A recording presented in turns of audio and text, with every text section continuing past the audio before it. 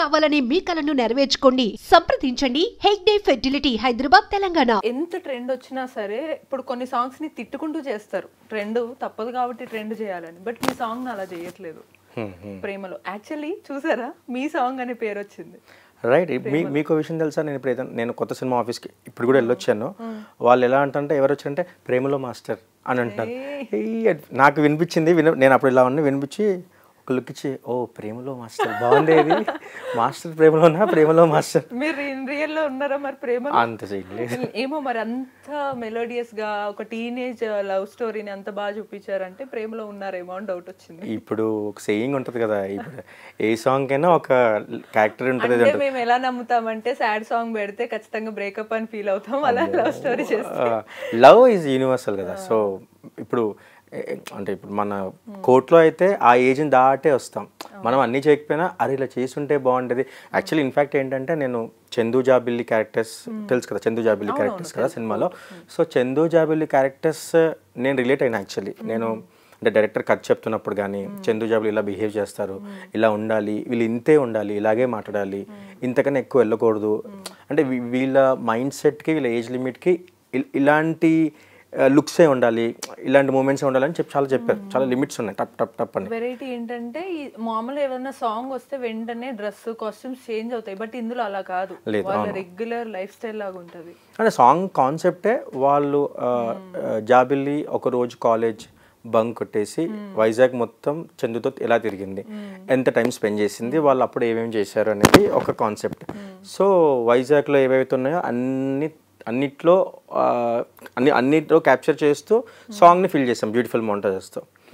So చాలా క్యూట్గా వచ్చింది. ఇప్పుడు వీడియో సాంగ్ కూడా అవుట్ అయింది కదా. సో వీడియో సాంగ్ కూడా అవుట్ అయింది. సో హోప్ఫుల్లీ అందరికీ ఇంకా నచ్చుతుంది. అంటే బేసిక్గా ఏంటంటే, నాకు కొంతమంది నా ఫ్రెండ్స్ కొంతమంది వెళ్ళినప్పుడు స్టెప్ ఇంకా వస్తలేదేంద్రా, స్టెప్ ఇంకా వస్తలేదేంద్రా స్టెప్ అని చూస్తున్నారు. ఆ పాట స్టెప్ మాత్రం బాగా వెళ్ళింది. అయితే నా ఫ్రెండ్స్ సర్కిల్లో ఫ్యామిలీస్ వాళ్ళమంటే బేసిక్గా కోర్ట్ అనేది ఒక ఇంగ్లీష్ టైటిల్ కదా. సో మనం రెగ్యులర్గా మనలాంటి వాళ్ళు ఏం చేస్తారంటే, ఇట్లాంటివన్నీ ఓటీటీలో చూద్దాంలే, మనం జై బాలయ్య లేదంటే రవితేజ గారు, చిరంజీవి గారు పెద్ద పెద్ద సినిమాలే చూడాలని చెప్పేసి, నాకు వాళ్ళు కాంప్లిమెంట్ ఇవ్వలేదు. కానీ నేను తీసుకున్న పర్సనల్గా ఎట్లా అంటే, అరే నీ మూమెంట్ వల్ల మేము సినిమాకి వెళ్ళాం రా, లేకపోతే మేము బొమ్మ సినిమా చూడం అసలు, మేము సినిమానే చూడం అసలు. ఎందుకంటే కోర్ట్ ఆ పిల్లలు మాకు ఎవరో తెలియదు, ఆ కోర్ట్ డ్రామా అంటే మేము ఎందుకు చూస్తాం, మాకు ఒక ఫోక్ సాంగ్ ఏముంటుందో తెలియదు. బట్ చూసిన తర్వాత రియాక్షన్ అసలు వేరే లెవెల్. వాళ్ళేంటి, వాళ్ళు వెళ్ళి నాకు రికార్డ్ చేసి, రే ఇక తెలుసు కదా ఇక మన వాళ్ళు ఎట్లా మాట్లాడుతున్నారు, అది అయిపోయిందిరా, ఇట్లా అలగొట్టేసిన ఇచ్చి పడేసిన అనేది మాట్లాడితే, అరే మీరు సినిమాకు పోయారా నిజంగా, ఇగో రా పోయినాం రా అని చెప్పి చూపిస్తున్నారు. నీ వల్లనే పోయినాం రా, చాలా థ్యాంక్స్ రా, మంచి సినిమా అంటే మంచి సినిమాకి వర్క్ చేసినావు, మా ఫ్రెండ్ అని ఇట్లా మాకు చెప్పుకొని కూడా మంచిగా ఉంది. అండ్ డైరెక్టర్ కూడా కంగ్రాట్స్ చెప్పు. నిజంగా చదువుతో పాటు చట్టం తెలియాలి, మనకు ఎవరు చెప్పలే, కానీ నెక్స్ట్ జనరేషన్ అన్న తెలియాలి. సో ఎవరు చెప్పరు కదా అలాంటి విషయాలు. ఇప్పుడు అది తెలియకే కదా, ఇప్పుడు మనం బయట చూస్తున్నాం ఎంతమంది ఏది తెలియక ఇన్ఫ్లుయెన్సర్స్ అనే పేరుతో ప్రమోట్లు చేసి తలకే నొప్పిలో పడుతున్నారు. అవును. సో అవి తెలియకపోతే జరిగేవి ఇవే ఉంటాయి. కరెక్ట్. చిన్న పిల్లలతో కూడా చేస్తున్నారు, అదేంటో అర్థం కావట్లేదు. ఇప్పుడు నా మూమెంట్ మీన్స్ ఇప్పుడు మనం చేసిన మూమెంట్ ఈ సాంగ్లోది ఎవరు చేసినా ఓకే. కొన్ని మూమెంట్స్ అన్ని ఏజ్ వాళ్ళు చేస్తే కరెక్ట్ కాదు. అది ప్రమోషనల్ ఏమంటారు, ప్రమోషనల్ అనే మాయలో పడి ప్రమోట్ అవ్వాలి, లేకపోతే ఇన్ఫ్లుయెన్సర్ అయిపోవాలి, ఎక్కువ లైక్స్ వచ్చేయాలి, ఎక్కువ ఫేమ్ అయిపోవాలి అనేది అయిపోవాలని పట్టుకున్నారు. సో అదే అనమాట. But in one night fame అయిపోవాలి అని అనుకునే వాళ్ళు ఉన్నారు, నిజంగా అయిన వాళ్ళు ఉన్నారు. బట్ మీకు 10 years పట్టింది ఆల్మోస్ట్. నేను 2012లో డాన్సర్ కార్డ్ తీసుకున్నా. 2012 డాన్సర్ కార్డ్ అంటే గబ్బర్ సింగ్ అనే సినిమాతో డాన్సర్గా. అసలు ఎట్లా ఎంట్రీ ఇచ్చారు? కార్డ్ అయితే తీసుకున్నారు, బట్ ఇండస్ట్రీలో ఎంట్రీ చిన్న షార్ట్ అండ్ స్వీట్ చెప్పినా, ఎట్లా అంటే అందరిలాగే చదవడం మన వల్ల కాలేదు. ఎందుకురా, ఇండస్ట్రీకి వస్తే అదొక క్వాలిఫికేషన్.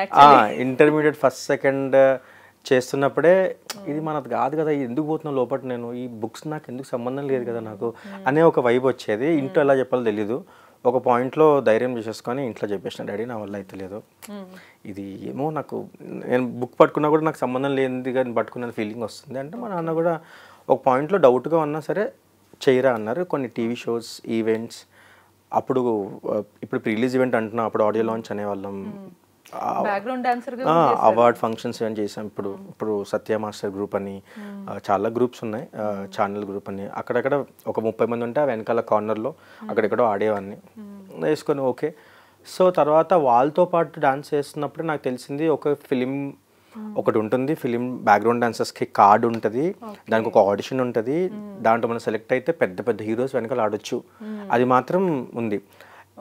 కానీ ఒకటి ఏంటంటే సెలెక్ట్ అవ్వాలి, దానికి ఇంత మనీ పే చేయాలి కదా. సో అక్కడ కొంచెం సో పెద్ద పెద్ద హీరోస్ దగ్గర ఆడొచ్చు అది మాత్రం మైండ్లో ఉంది, అది బాగుంది. కానీ పే చేయాలి అన్నప్పుడు ఓకే ఎంత పే చేయాలో తెలీదు. సరే ఆడిషన్ ట్రై చేద్దాం అనేసి ఆడిషన్ ట్రై చేస్తే ఒక 350 మెంబర్స్ ఒకేసారి ఆడిషన్ చేస్తారు. నేను చాలా జూనియర్, నాకన్నా సీనియర్స్ ఉన్నారు అందులో.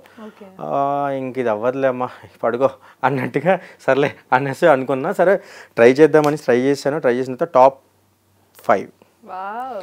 5లో వచ్చి తర్వాత ఇక డైరెక్ట్ ఎన్టీఆర్ బాలయ్య వీళ్ళందరితో కూడా అందరితో కలిసి గ్రూప్ డాన్సర్ చేసాం. అనిపించిందా వర్త్ వర్మ సరే అంటే భయం పడితే ఏం రాదు. ఇంకోటి మా నాన్నకు కూడా క్రెడిట్, మా నాన్న ఆ రోజు నన్ను నమ్మి అలా పుష్ అయిపోతే అవ్వదు. అండ్ నేను కూడా ఏంటంటే మనం ఒకరు నమ్మినప్పుడు మనం ఆ నమ్మకాన్ని కొంచెం ఇవ్వడానికి ఏదో చేయాలి కదా. నేను అప్పుడు ఏం చేశానంటే జీ తెలుగులో నా చోరీ అని ఒక డ్యాన్స్ షో వచ్చింది. ఆ తర్వాత దాంట్లో నేను ఫస్ట్ వెళ్ళడమే కొరియోగ్రాఫర్కి వెళ్ళిన. ఆ తర్వాత తీన్మార్ అని ఒక డాన్స్ షో వచ్చింది, అప్పుడు నేను కంటెస్టింగ్గా చేసిన. అప్పుడు ఉదయ్ భాన్ గారు, Indraja madam, Noble master, Tarun master అంతా జడ్జెస్ అనమాట. మా నాన్నకి టీవీలో కనబడుతుంటే అప్పుడు ఓకే వీడు ఏమన్నా ఓకే వీడు ఇక్కడ దాకా పోయిందంటే అక్కడ దాకా వెళ్తాడు, సరే సపోర్ట్ చేద్దామని సపోర్ట్ చేసినారు.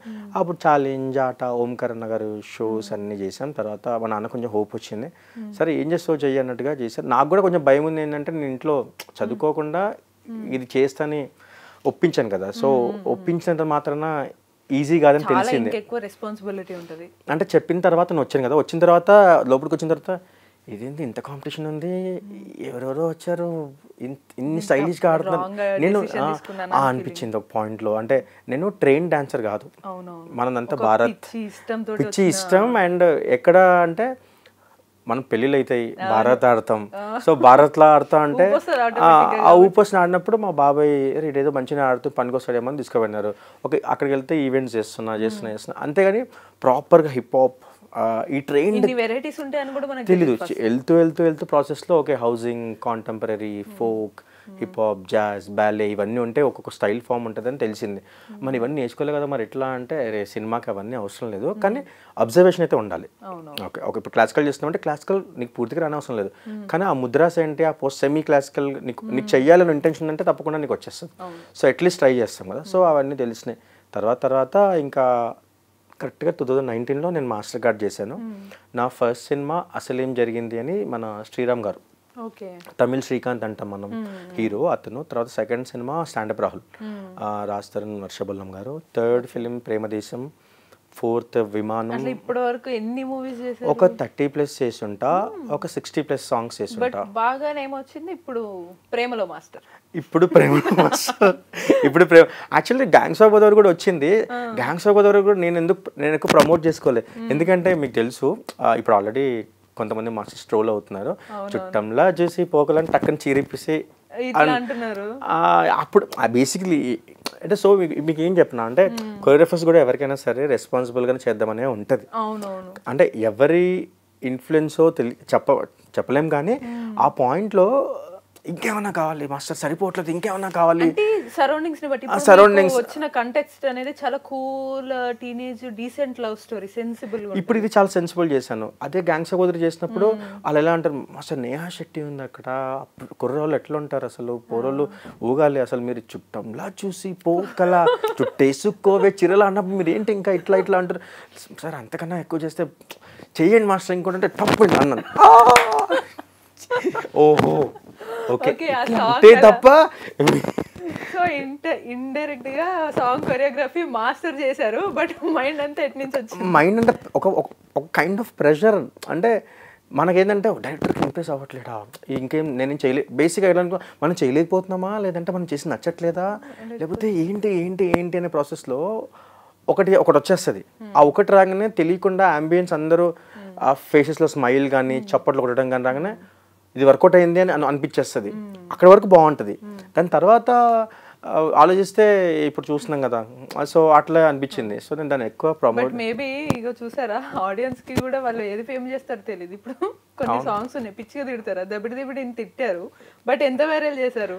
అదే ఇప్పుడు నేను ఏమంటానంటే ఈ జనరేషన్కి అంటే అన్నీ కాదు, నెగిటివిటీ కూడా ఒక కైండ్ ఆఫ్ ప్రమోషన్, ఒక విధమైన అంటే మరి అదే కాదు కానీ ఒక్క విధమైన ప్రమోషన్. అంటే ఇప్పుడు అది బాగాలేదు అంటే ఎందుకు బాగాలేదు చూస్తున్నారు వాళ్ళు, అరే అట్లుందని ఎందుకు అట్లుందని అని చూస్తున్నారు, అది అట్లా అనకపోతే అది చూడట్లేదు మళ్ళీ. But actual to be honest ఆ సాంగ్ బాగా వచ్చింది, చుట్టంలో చూసి ఆ స్టెప్ అదంతా కొత్తగా అనిపించింది. బట్ బయట కొంచెం అప్పుడు నాకేం కాల్స్ రాలేదు, నేను కూడా ఎక్కువ ప్రమోట్ చేసుకోలేదు. నేను ఏమంటా అంటే ఆ స్టెప్ కాకుండా దానిలో మంచి మంచి మౌంటైన్స్ ఉన్నాయి. ఓకే, మీరు ఆల్రెడీ 2-3 స్టెప్స్ వేరే డిజైన్ చేశారు దానికి. మనం చాలా డిజైన్ చేస్తాము, ఇది ఒకేసారి ఎవరైనా సరే ఒకేసారి ఎవరు ఒప్పుకోరు, ఇంకేమైనా బెటర్గా చేయండి, ఇంకేమైనా బాగుంటుందేమో అని చూస్తారు. ఆ పాయింట్లో చేసినవి కొన్ని చూపిస్తాం, ఇది కాదు ఇంకేమైనా కావాలి అన్నప్పుడు చిరాకులు ఇట్లా అనేసరికి ఆ చిరాకుది కాస్త సెట్ అన్నారు. Okay sir fine. అంటే బేసిక్ ఇంకోటి ఏంటంటే ఆర్టిస్ట్ అక్కడ చేసే యాక్ట్రెస్ ఆర్టిస్ట్ వాళ్ళకున్న ఒక ఫేమ్ ఉంటుంది కదా వెనకాల ఒక బ్యాక్గ్రౌండ్. ఇప్పుడు నేహా శెట్టి అనగానే తను బయట చాలా చాలా ఇన్నోసెంట్ అండ్ చాలా పర్సనల్ స్వీట్ కూడా మాట్లాడినప్పుడు, కానీ స్క్రీన్ మీద మనకు రాధిక అని ఒక ఫేమ్ ఉంది అండ్ తన గ్లామర్ సైడ్ ఉంది. సో తను ఏం చేసా చూస్తారు, సో అలాంటిది ఏం చేయొచ్చు అనేది వాళ్ళ ఇంటెన్షన్. అంతకు ముందు సమ్మోహనుడ సాంగ్ తో ఫుల్ క్రేజ్ వచ్చింది. సో వాళ్ళు ఏంటంటే హాట్ గా ఏం చేద్దాం ఇంటెన్షన్, వాళ్ళ తప్పు కూడా ఏం లేదు. సో అది అలాగే హిట్ అయింది. సో దీంట్లో కంప్లీట్ కాంట్రాక్ట్ ఏంటంటే కూల్గా టీనేజ్ అసలు ముట్టుకోకూడదు, అసలు కనీసం అట్లా ఆ టైప్ చూడకూడదు. సో దీంట్లో నేను చేసిన ప్రిపరేషన్ ఏంటంటే మీకు ఇప్పుడు నేను నెక్స్ట్ అదే అడగబోతున్నా. అందరు హుక్ స్టెప్ గురించి చాలా అడుగుతున్నారు, కానీ ఆ సాంగ్ లో మెయిన్ థింగ్ ఏంటంటే ఎక్కడ వల్గారిటీ లేకుండా టీనేజ్ కదా అని క్రిటిసిజం రాకుండా చేయడం అనేది చాలా టఫ్. రైట్.